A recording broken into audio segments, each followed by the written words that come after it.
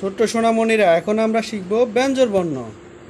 ক, খ, গ, গ, ঙ, ছ, ছ, বর্গীয় জ, জ, ইয়, ট, ঠ, ড, ড, মূর্ধন্য ত, থ, দ, দ, দন্তান্ন।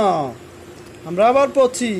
ক, খ, গ, গ, ঙ, ছ, ছ, বর্গীয় জ, জ, ইয়, ট, ঠ, ড, ড, মূর্ধন্য ত, থ, দ, দ, দন্তান্ন।